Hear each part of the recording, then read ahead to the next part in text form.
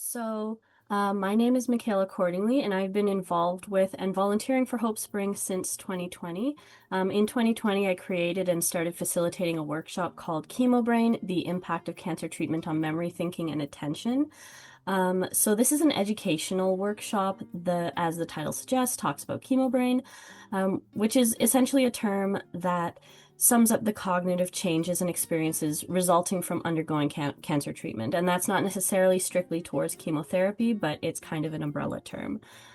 So the workshop is aimed at both individuals on their cancer journey who want to further understand what they might be experiencing, as well as caretakers and any family members who wish to educate themselves on the best way to support their loved one in this journey.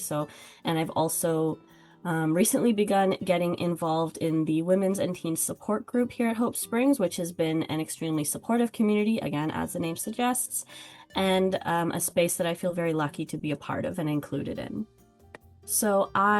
When I had started at Hope Spring, I began as an undergraduate student in psychology at Laurier, and I was in my co-op terms, which is how I got involved with HopeSpring. I had a grant and I was able to work for HopeSpring over the summer. And after that, I've gotten now into the social work field. So I'm in school for a degree in social work, and I'm really enjoying it so far. So I learned about HopeSpring while I was educating myself on not-for-profit organizations within the KW area in my undergrad, like I said, at Laurier. And I was very attracted to the work that HopeSpring does within the community, as it aligns, of course, not only with my education, but also with things that I'm very passionate about. And I was lucky enough to secure a summer position as a co-op student, and I've been volunteering with HopeSpring ever since. They cannot get rid of me. So my connection to cancer is through my grandfather and my grandmother, who I've been extremely close with my whole entire life. When I was a teenager, I watched my grandfather battle with cancer multiple times. I saw kind of the all-consuming toll it took on him as he fought, as well as on my grandmother, who was the primary caregiver. And over years, I saw the ups and the downs for both of them, both physically and mentally. And even though, they tried to shield me from a lot of the harsher realities of their fight, and my grandfather did end up passing away very suddenly following a fast-moving reoccurrence of his cancer.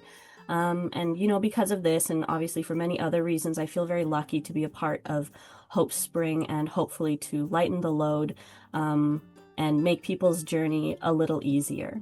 Yeah, of course, it kind of shaped my direction.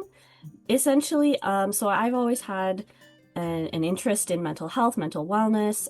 That's why I went into psychology.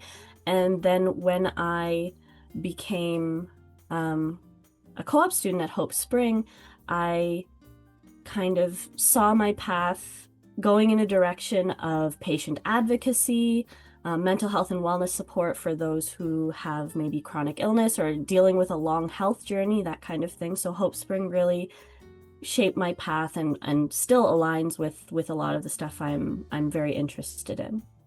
So once I found Hope Spring, I got in touch with, the volunteer coordinator and everything, and discovered, like I said, I was very passionate, not only about educating individuals on mental health and wellness, as well as Chemo, and I have seen, how powerful having a greater knowledge is in the hands of people who might not have the language to describe or maybe don't know what's going on with their situation.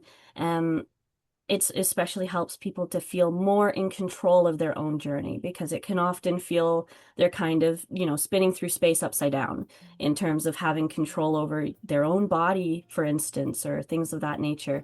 So I also want to teach individuals to be their own best advocate, essentially, and make themselves heard so their needs can be met by their care team, and also maybe their family, and even with themselves, with like self-care and making time for yourself.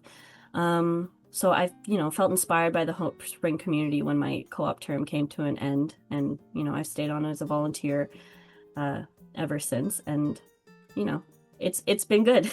In addition to, providing the knowledge, and even just having the knowledge makes things easier to search up if you know what words you're looking for, so you can do more research on your own.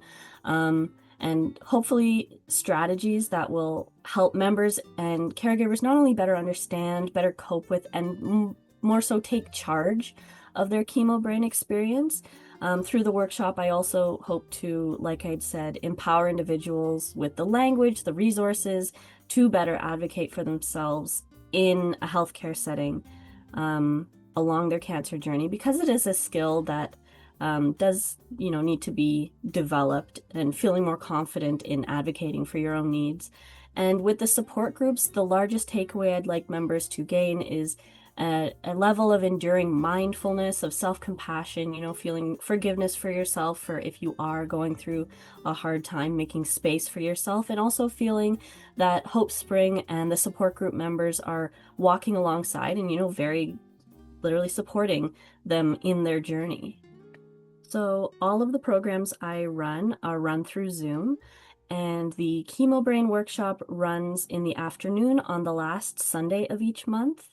The teen support group is the first and third Wednesday of each month, and the women's support group is the second and fourth Tuesday of each month. And you can check all the dates out and register for any of these through the HopeSpring website. So the HopeSpring workshop, or the Chemo Brain workshop, being an educational focused workshop, has the largest portion, is an educational component where we look at and try to more completely understand chemo brain, and hopefully give people the vocabulary, like I said, to understand themselves in, what goes beyond the 1 hour program. It's really about giving people the resources and beginnings to develop the skills of things that can go beyond the 1 hour program, and helps people to speak to what they're going through, whether that is within themselves as an individual, speaking to friends, family, or their healthcare team. And this is followed by going through different strategies that help lessen, hopefully, the impact of chemo brain on day-to-day life. So hopefully improving the quality of life. And I do try to provide a diverse variety of strategies for members so they can pick and choose what works best for them. And if the thing they picked maybe doesn't work best for them or doesn't fit into their life, there's a whole, body of work behind that where they have other options they can select and pick what works for them over time. We also talk about, like I said, chemo brain and advocating for yourself in a healthcare setting. And at the end, there's time for questions, discussions. It's more of an open-ended conversation where there's been laughter, there's been tears, there's been, people connecting, sharing, and relating to one another. And overall, it's been a very impactful experience for myself and, those who have participated in it. So within the support group, we would begin by kind of centering ourselves. So there's, breath work exercise where you do in through your nose for 7 seconds, you hold it for 4 seconds, and then out slowly through your mouth for 8 seconds. And that's a breathing exercise that calms the nervous system, kind of helps you feel grounded, more present. And then following that is like an introduction and a short catch up. And then we can just get into, talking about whatever anyone wants to bring to the table that week. And it's low pressure. No one's put on the spot type of thing. It's just, speaking from your mind, from your heart to others who are experiencing very similar things. So we've had lovely feedback, particularly from the Chemo Brain workshop, from those who have attended, and they've said in emails and even visiting the workshop a second time that they felt their experiences were validated. They felt like it helped them kind of take control of this one aspect of their cancer journey, which it feels good to have something where you can make decisions that are only for you. People have also said that attending the workshop has helped them discuss what they're going through with their family, or prompted them to, seek some sort of counseling, which has then improved their mental state, their quality of life. So it's been a really positive experience, I think, for myself and for those who attend.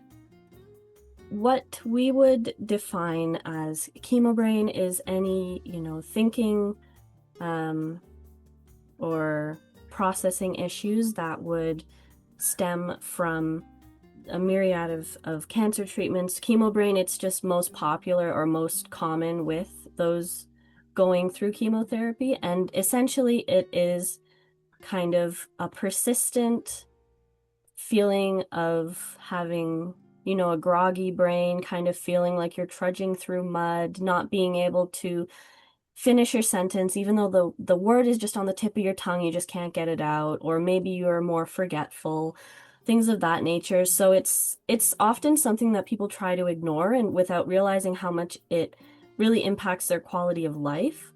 So when they do speak to their healthcare team about it, or they do try to implement some strategies from the workshop, they they realize that the burden's not as heavy. I also give strategies to family members, for instance, on how to lighten the load of the HopeSpring member who is on their cancer journey. So something like if you see that their glasses are somewhere where it shouldn't be, always put their glasses back in the same place if you see it, like, or their car keys, always put it back on the hook on the door or something, just to make life a little easier. And it's a lot of these little things that build up and contribute to fatigue or contribute to feeling less mentally healthy or well. So chemo brain is something that someone can deal with at home with things that work best for them, and it can really improve the quality of life. So I think there's many, but I think the most rewarding thing about being a part of HopeSpring is hearing that you're making a positive impact on people's lives, and seeing HopeSpring members connect with and support each other along their journeys, and kind of creating this network of support for other people. It's not necessarily like in daily life, you don't necessarily get to make a positive impact that you can so clearly see or even are told about. So it's very validating to see that the efforts that volunteers at Hope Spring are changing positively the lives of members. I would say just give it a try. You can participate as much or as little as you want. You can be there to listen. You can be there to be heard. You can be supported by all the lovely people who dedicate their time and invest their energy into the community at Hope Spring. And also, we'd love to have you here.